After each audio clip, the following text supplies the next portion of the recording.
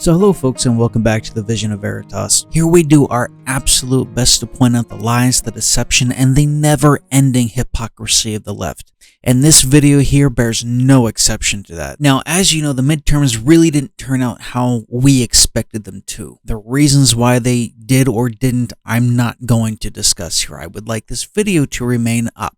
With that being said, though, it is very important to point out that even though it is a slim majority, we still now have a majority in the House. And now in obtaining this slim majority, the House Oversight Committee is going to finally going to be looking into the Biden crime family. And no, I'm not using that as a buzz phrase. It is legitimately the Biden crime family. Both Hunter Biden and Joe Biden, especially Joe Biden because he's like the mafia boss of the Biden crime family. Because of this laptop, which was intentionally suppressed by the FBI, specifically before the 2020 elections, so it could not affect the planned outcome of the 2020 elections. I mean, surveys were taken afterwards. If what was on this guy's laptop had come to light, like the media is supposed to report on happenings, especially about presidential candidates, but if the media had reported on this correctly and like it should have instead of intentionally suppressing it prior to the 2020 election, putting aside all the issues with that election, there were double-digit percentage points as far as surveys of people who did vote for Biden that would absolutely not have had this information been brought to light. And based solely on the numbers that we were given, if the given numbers were legitimate, Biden would not have won the election based on the amount of individuals who were reported to say that they would not have voted for him if this information had come to light. That's very significant. So, in other words, due to the intentional suppressing of this extremely disturbing information that was on Hunter Biden's laptop via the FBI, the mainstream media, and social media as a whole, because of their intentional suppression, Biden was installed into power. It was a lie by omission. But remember, we don't have lies anymore in this country. Thanks to Clinton, we now have spin. But that's another conversation for another time. Anyhow, with a Republican oversight committee that is now willing and able to look into the atrocities of the Biden crime family, I still have my doubts, but perhaps there is a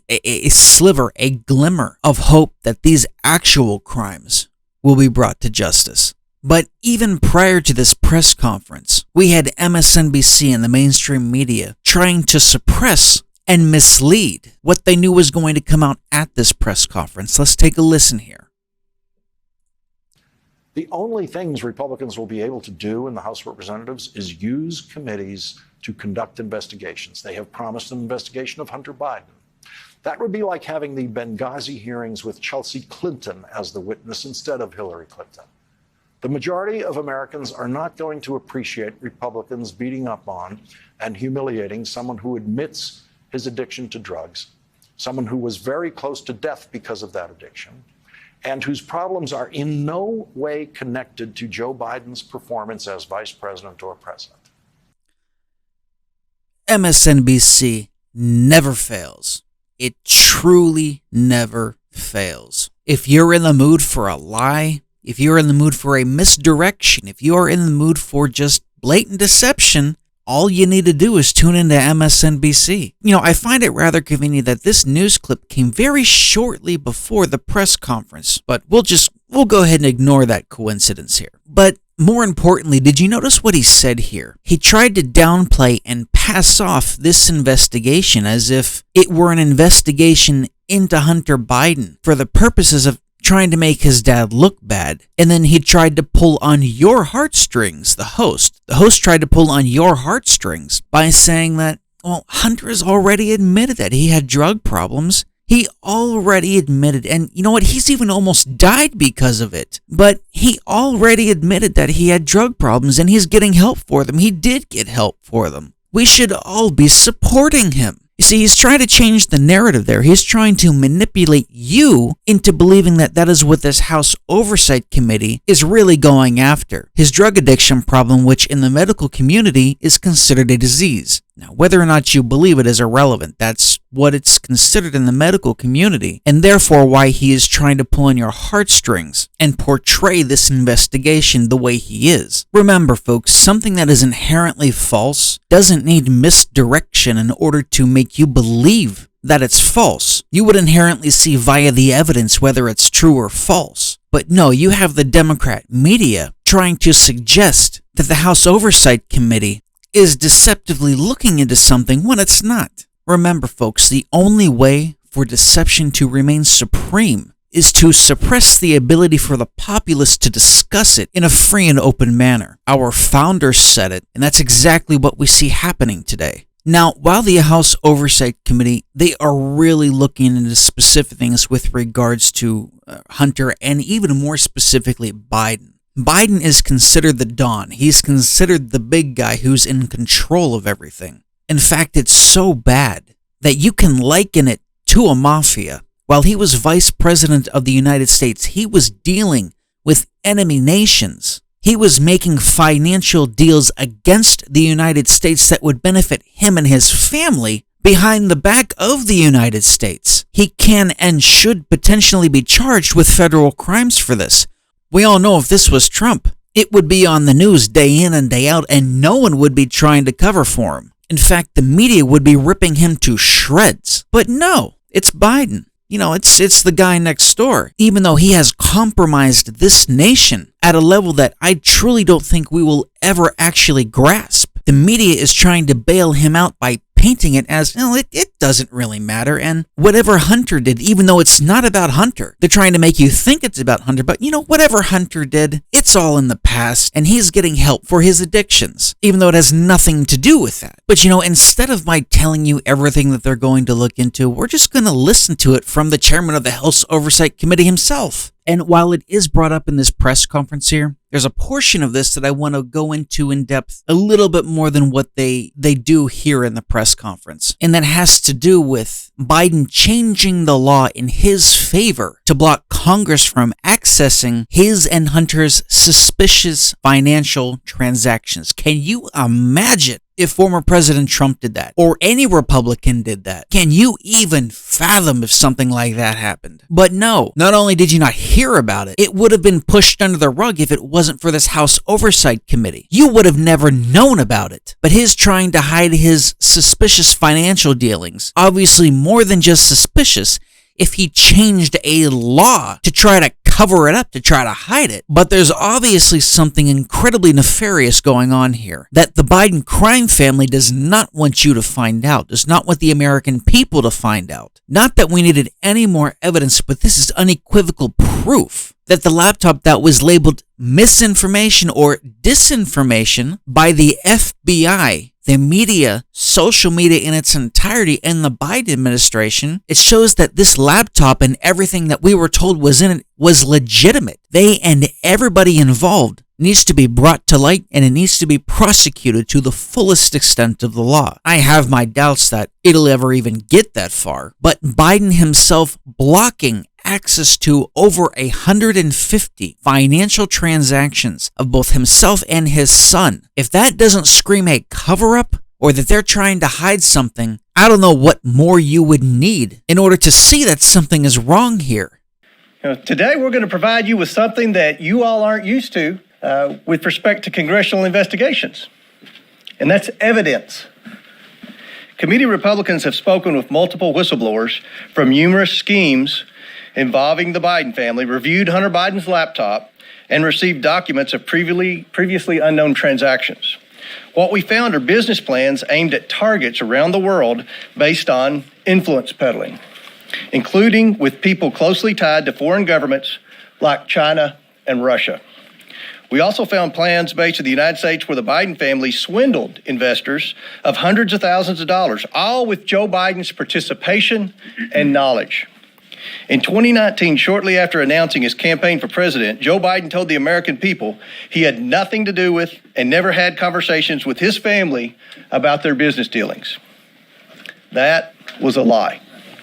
Whistleblowers described President Biden as chairman of the board for these businesses. He personally participated in meetings and phone calls. Documents show that he was a partner with access to an office. To be clear, Joe Biden is the big guy. This evidence raises troubling questions about whether President Biden is a national security risk and about whether he is compromised by foreign governments. Despite the president's claim that he wasn't involved in Biden family business schemes, these photos show Joe Biden meeting with his family associates while vice president. Right there behind Paul. 4 different pictures. Committee Republicans have identified over 50 countries the Biden family sought businesses in. On the international side of the Biden family business, the deals were often led by Hunter Biden. And that map there behind Clay shows all the countries where the Bidens had a footprint in international business dealings. The investigation reveals a family that engaged with some of America's most powerful adversaries, planning to sell one of the largest sources of cobalt for electric vehicles in the world to the Chinese, for example. The Bidens flourished and became millionaires by simply offering access to the family. Among the dozens of shell companies the Bidens set up, there were millions of dollars of wire transfers, flights on Air Force Two to conduct personal business, and meetings with heads of state, all while Joe Biden was aware of what was happening. All the while, he turned a blind eye. Many transactions related to these businesses have raised red flags at U.S. banks. A suspicious activity report, or SAR, is a document a bank must file with the Treasury Department when a transaction is suspected to be related to money laundering or fraud or other types of criminal activity. According to media reports, the Biden family accumulated over 150 SARs. One SAR generated by an American bank to the Treasury Department connects Hunter Biden and his business associates to international human trafficking, among other illegal activities. The money that was being made from foreign principals in the same room as Joe Biden was increasingly spent on furthering illegal activity. The SARs show that Hunter Biden was conducting business with suspected human traffickers. The money gained through influence peddling was funneled to a suspected criminal enterprise, again, one linked to human trafficking. We have repeatedly called on the Biden Treasury Department to release additional financial documents to committee Republicans, but thus far Treasury has refused. We want to know what the Biden administration is trying to hide from the American people and why they are not being transparent. We also found evidence Hunter Biden sought to evade these SARs using his financial advisor, coincidentally a Clinton administration official. We will continue to pursue all evidence, and specifically the SARs and bank records in the new Congress. As part of our investigation, we have evidence that the finances, credit cards, and bank accounts of Hunter and Joe Biden were commingled, if not shared. And on some accounts, at least, red flags were raised by banks to the account owner or owners indicating suspicious or illegal activity. One of Hunter's closest associates, Eric Sherwin, was accessing Joe Biden's money and writing checks to reimburse Hunter. Sherwin arranged the Biden's international deals around the world. At the same time, he was a frequent visitor to the White House, and Joe Biden during the Obama administration, visiting close to 30 times, and sometimes with international business partners and Hunter, according to Hunter's calendar. Sherwin was also the president of Hunter's company and was appointed by President Obama to a position in the administration.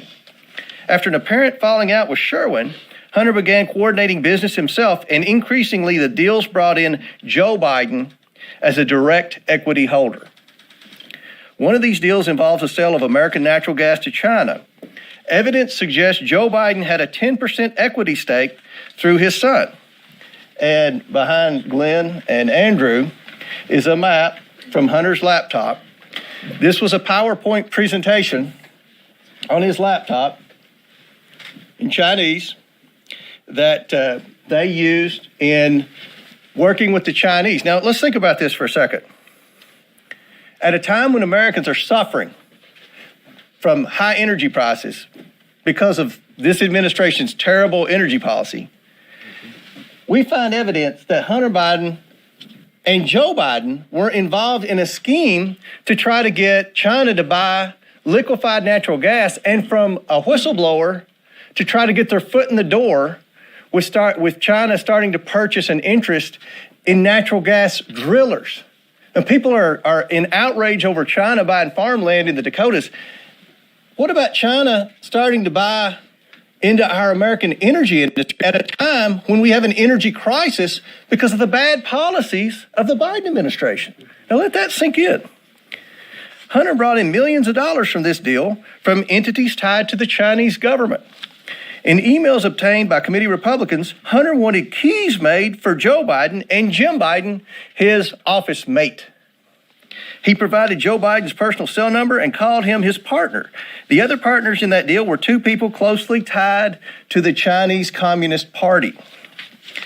And that's behind Andy and Jim, that's the email where Hunter sent to the landlord requesting keys, and the Chinese partners were on the email, and where he said, Joe would need a key, and he even put Joe's cell phone number on there.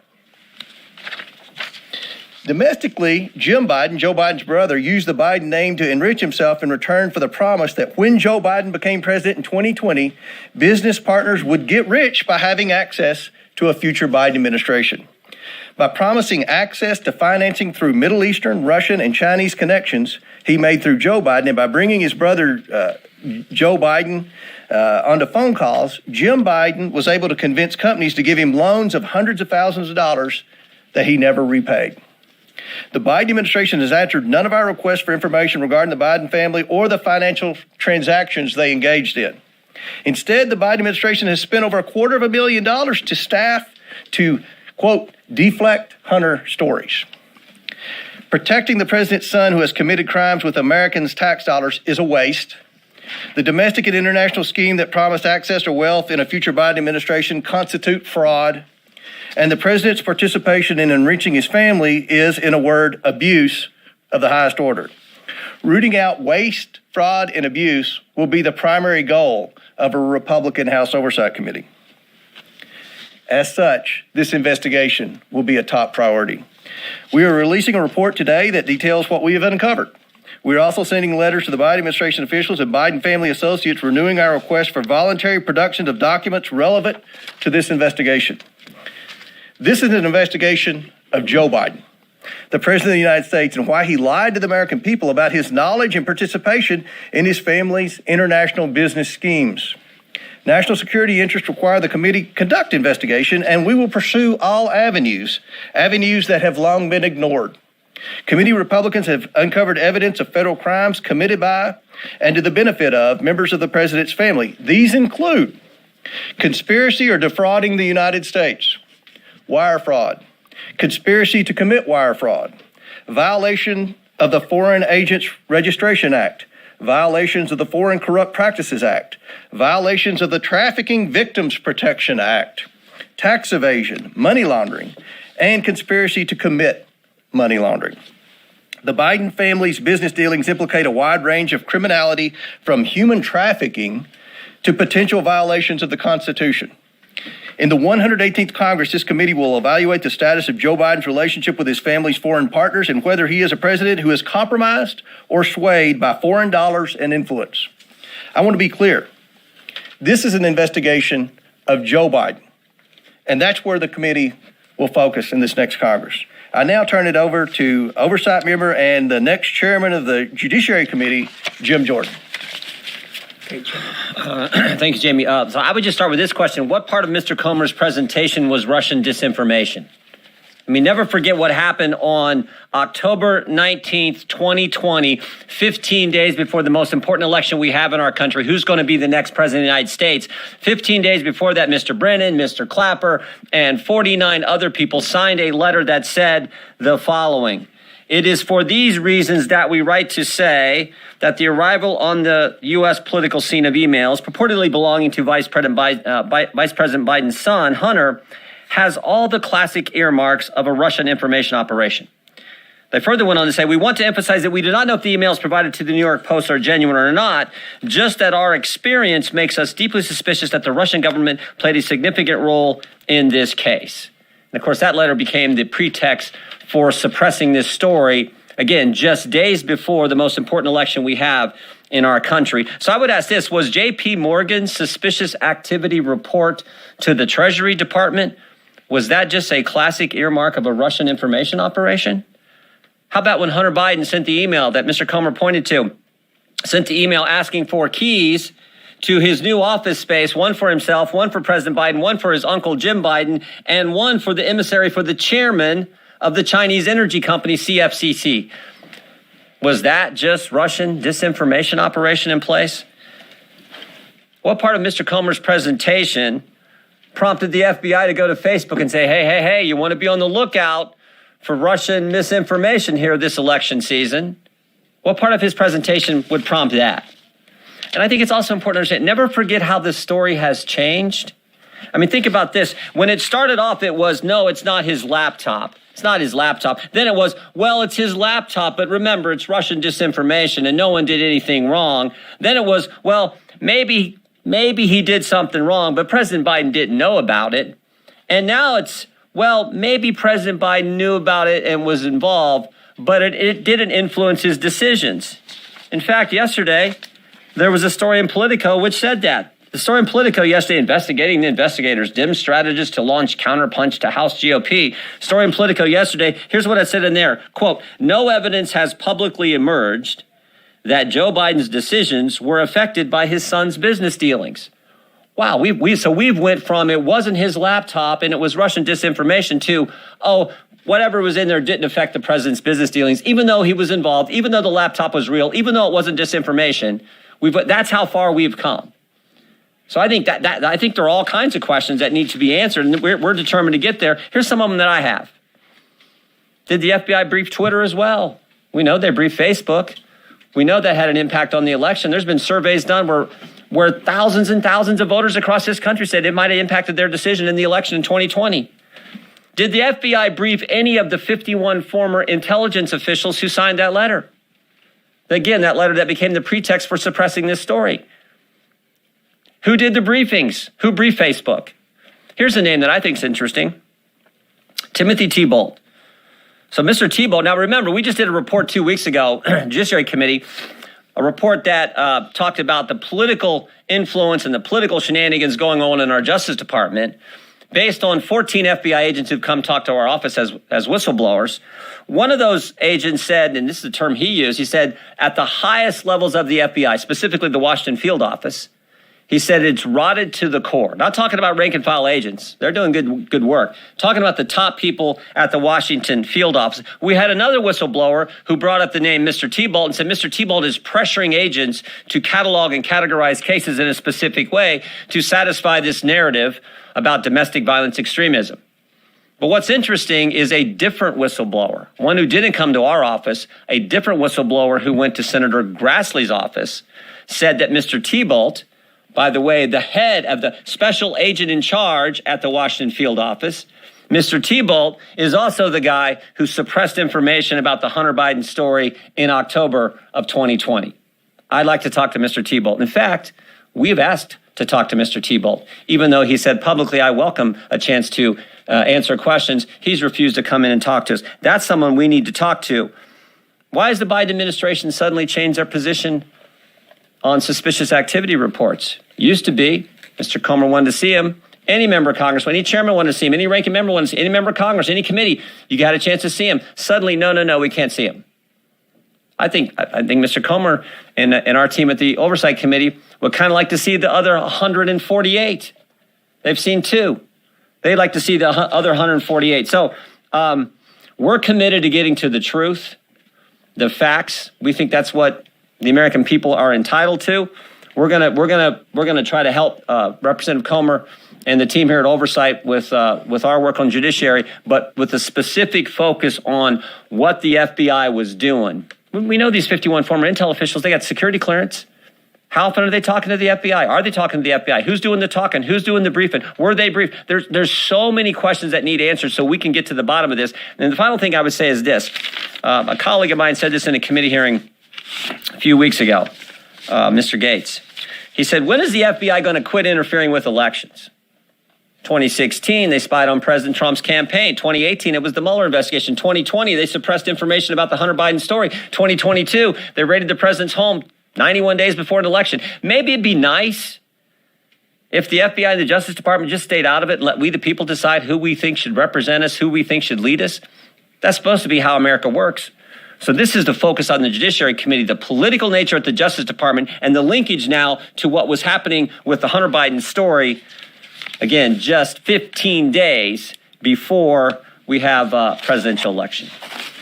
Yield back. We'll be happy to answer questions. Anyone on the committee will be happy to answer questions if you. Yes, sir. Are you also putting the FBI on notice for not bringing, and the Department of Justice on notice for not bringing any charges? And let me be very clear. Jim said this, but Jim's going to answer that question. The Oversight Committee, we are focused on the bank records moving forward. The Judiciary Committee is going to be focused on that, and Jim's going to answer that question. No, we're not putting anybody on notice. We just want to get the truth. I mean, that's why we issued the 1,000-page report 2 weeks ago that talked about. So I've been in Congress a few years now. I've never seen anything like it. 14 agents come talk to us while we're in the minority about how political that place has become. Talking about the purging going. These are terms they use, not we. The purging going on, purging of agents, the pressure to categorize cases in a political fashion. The putting the threat tag label on moms and dads who show up at school board meetings. We know of over 24 parents who were investigated, no one charged. But think of the chilling impact that has. You show up at some parent's home, you talk to them because she's in the group Moms for Liberty, as an example. You talk to them. Think of the chilling impact that has on other parents. So that's what we're interested in getting to the bottom of. And the only way you can hold people accountable and hopefully stop the behavior is to present it to the country. That's what we got to do. So we're committed to doing it in an aggressive fashion, but in a way that's consistent with the Constitution. Thank you. We know that the Department of Justice and FBI has been investigating Hunter Biden since 2018. How do you know that these claims that you are laying out in your remarks today and some of the examples that you have up here aren't claims that have already been fully investigated by those federal prosecutors? Maybe they have. We don't know. And can I follow up with the map that you were referring to? When was that PowerPoint from? That PowerPoint was from what year? Do we know exactly? I think it's in your packet, but 2017. So my follow-up there is, if this is from 2017, what is the connection to, the current energy crisis now? That was years ago. Are you real? I mean, Joe Biden says he's going to stand up to China. Joe Biden says he's going to rewrite our whole energy policy, America first. And he was a 10% equity owner in a company whose sole mission was to purchase liquefied natural gas from the United States and try to take over the natural gas industry in America through natural gas wholesalers and natural gas drillers. I mean, I don't think Joe Biden's been honest to the American people about that. And I think that's a question you all need to ask at the next White House press conference. We didn't know about your involvement in a Chinese energy company. Does that in any way, shape, or form impact your energy policy? And that's something that I think every American deserves answers to, especially at a time when we're faced with record high energy prices because of Biden's energy policy. Yes. Will your committee call Hunter Biden or anybody in the Biden family to testify in investigations next year? Yeah, we would love to talk to people in the Biden family, specifically Hunter and Jim Biden. I think the most important thing for us right now is to get those bank records. I mean, we have 2 suspicious activity reports in hand now, not because of the Biden family and certainly not because of Janet Yellen at Treasury. These suspicious activity reports are very detailed. And these aren't from little banks like in my part of Kentucky. These are, Wells Fargo, J.P. Morgan. So these suspicious activity reports, and I don't think from day one, a lot of people in the media understand what a suspicious activity report is. Just so you know, suspicious activity reports were created after September the 11th as a way for the government to be able to track foreign transactions into American terror cells. Over time, it's expanded to include things like money laundering and other types of criminal activity. Because when in September 11th, remember, the banks knew that these terrorists were getting wire transfers from Saudi Arabia, but the FBI and the federal authorities didn't. So that was how these were created. Under President Bush, under President Obama, and under President Trump, any committee in Congress could have access to those suspicious activity reports. But when Joe Biden became president, he changed the rules. Now, does anyone here doubt my suspicion that he changed the rules because his son and possibly himself had 150 suspicious activity reports? Are we the only ones that find that odd that Joe Biden would change the rules when he became president? In fact, Maxine Waters had legislation to change the rules back. She didn't know why he changed the rules. And she had a bill, and part of the language in the bill was to override that rule and give Congress the access to those suspicious activity reports again. I actually voted for Maxine Waters' bill because that was in there, and I don't vote for a lot of Maxine Waters bills. So, yes. Thanks, Congressman, for doing this. A question for both of you. I'm wondering if you might be able to confirm that your committees will be investigating Speaker Pelosi and the Department of Justice for their treatment of defendants jailed in connection with January 6th, a promise that potentially Speaker McCarthy made to the House Freedom Caucus earlier this week. He's the Department of Justice guy. We're focused on, you saw our report, well, maybe you didn't. I hope if you didn't, you take time to read it. We're focused on how political our Justice Department has become. It's not a question of if they are political, if they are. They're making decisions on a political basis. We're going to look at all that. Pelosi and the treatment of January 6th defendants. We're looking at specifically. umbrella of political operations at the Justice Department, all the way back to the very first whistleblower came to us over a year ago, about a year ago, I should say, regarding the school boards issue. So we're concerned about anything that is being done in a political fashion at the Justice Department. Because remember, you got to step back. It's supposed to be, in this great country, the greatest country ever, it's supposed to be equal treatment under the law. And when you have a Justice Department that's not following that fundamental principle I think that sets our country apart from all others, that is a major problem. Do you think the January 6th insurrectionists have been wrongly imprisoned? I didn't say anything. All I said is we're going to look at the politics at the Justice Department based on the fact that we have had 14 different, actually more than 14 now, whistleblowers come talk to us. That's what we're going to focus on. My last question is just what are the grounds to investigate? If we can keep it about Hunter Biden, this is kind of a big deal, we think. If we can keep it about Hunter Biden, that would be great. Go. I just wanted to piggyback because she said that for January 6th, just what you plan to do with the January 6th investigation. It seems like you guys. I think that's a question. I think that's a question for Kevin McCarthy. That we're focused on a lot of investigations now. I've been very transparent with the media on it. That wasn't one of them, but yes. Okay, so can you kind of preview how this is going to play out? So it sounds like your focus initially is going to be on these suspicious activity reports, which you endeavor to receive somehow. Is that going to be through potentially subpoenaing a bank?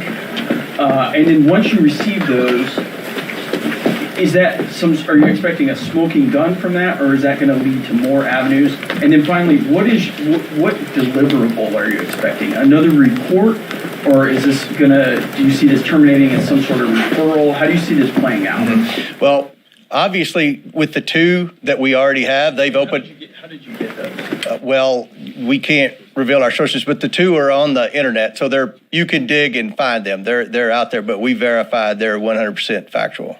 And I'm not questioning that, right. But if you got that from an individual, why would that individual have two? That's a great question. I'm glad you asked that question. Because, again, I don't think a lot of people in the media and in Congress, for that matter, understand a suspicious activity report. Byron Donalds does. He's a financial expert.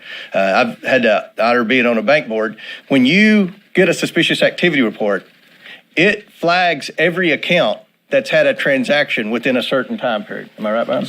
So the suspicious activity report that we have shows where Hunter Biden purchased whatever with an escort service. The escort service then paid the prostitute. Then the bank implies that the escort service is under suspicion for human trafficking. We see where the escort service is from, the prostitute's from. She's not from the United States. Again, I don't want this to be about the prostitute. Here's the thing: Hunter Biden isn't this innocent guy that's just got a bad rap because he had a drug problem, and the Republicans don't need to waste any time on Hunter Biden. We're not trying to prove Hunter Biden is a bad actor. He is. If anybody wants to disagree with that, then there's nothing we have to talk about. Our investigation is about Joe Biden. And we already have evidence that would point that Joe Biden was involved with Hunter Biden on his deal. So we want the bank records. And that's our focus. We're trying to stay focused on, was Joe Biden directly involved with Hunter Biden's business deals, and is he compromised? That's our investigation. And so if you found that through the reports, what would be your deliverable? Another report, or would you refer those charges, or do you foresee this resulting in some sort of impeachment? We will issue a report. We will hand over any potential criminal activity to the appropriate authorities, and that's what we do. We investigate. No, we're a legislative body, so the liberals, we may need to change the disclosure laws. We may need to look at this investigation started because of the concern with big tech, FBI talking to big tech suppressing, throttling back information that we, the people, should have had access to when we're getting ready to make the most important decision we make as a country on who's going to lead us. That's where this starts. So do we need to change Section 230? It's all about the legislative purposes.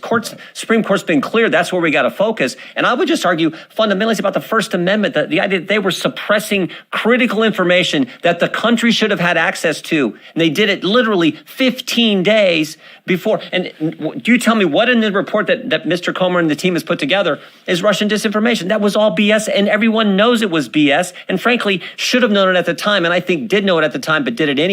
So that's the legislative purpose that we got to get to. So, but we don't know where that's going to go. That's what we're trying to do. Mr. Comer. Some Republicans have questioned the timing of this. Why make this your very first visible order of business, investigating President Biden and his family? If you look at the Commitment to America, there were 4 tenets of that. The fourth was to hold this administration accountable. That's the job of the Oversight Committee. I know some in the media have said, well, this is what the Republicans, their whole sole focus is. This is the focus of the Oversight Committee. I know Kevin said the first legislation we're going to vote on is to repeal the 87,000 IRS agents, to reduce the size of government, because that's tackling inflation. We have inflation because the Democrats have spent too much money.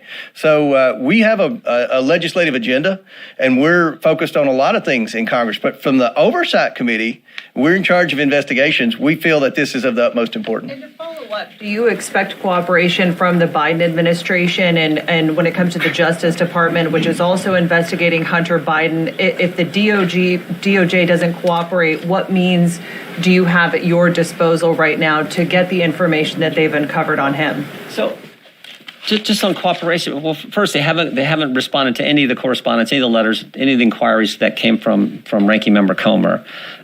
Second, they changed the suspicious activity report process and protocol. And third, they've now set up a committee, according to reporter, I don't know, maybe they're in this room, the report in Politico, that said, they set up a committee to attack us and to come after us. So I don't know, you guess. They're probably not gonna work with this too well, because they certainly haven't. They've done things that really are unprecedented, changing the SARs and setting up that's pretty unprecedented. Should President Biden be forced to come and testify on Capitol Hill? I would say one other thing. One of the most important things we can, I guess I've said it a couple times, one of the most important things we can do is do the work that needs to be done so that we can hopefully have a Justice Department that doesn't operate in a political fashion. That's my focus. I think it's everyone's focus. So I think that's pretty darn important to the American people. A quick follow-up question on that particular point. There's Maine Justice, and then there's Mr. Weiss in Delaware, who, as you know, was appointed by President Trump and initiated this investigation under the previous administration. Just generally, because some of these suggestions that have been made in terms of the investigation moving towards President Biden have not apparently, we haven't uncovered any evidence that is currently being discussed in front of the grand jury in Delaware or in that particular office. Do you have confidence, forget the larger question of the Biden Justice Department, do you have confidence that Mr. Weiss is doing a thorough job in his investigation? All I'm going to say is there shouldn't be politics anywhere. It should be driven by the facts, the law, the Constitution. We've had over 14 whistleblowers come talk to us. Every single one has said at the highest levels of the Justice Department here in D.C., the Washington field office and the Justice Department here in D.C., that is where the politics are involved. That is where the political decisions are being made. We have a concern with that. That's what we're focused on. Just to quickly follow on my follow-up, do you have any reason to believe that Maine Justice is attempting to influence the investigation? All I know is what the whistleblowers have told our office. That's what we're focused on. And I'll wrap it up with this. We'll all be available throughout the day for questions. I realize that congressional oversight doesn't have a lot of credibility in Washington. I blame Adam Schiff for that. We're going to change that. We're not going to talk about anything unless we have evidence. And that's how I started this out. You're going to be presented with something you haven't been used to over the past 4 years, evidence. And we believe that this is of the utmost importance. I've been watching the panels on CNN, everywhere else, where they say, oh, why are Republicans investigating Hunter Biden? Why are we wasting time doing this?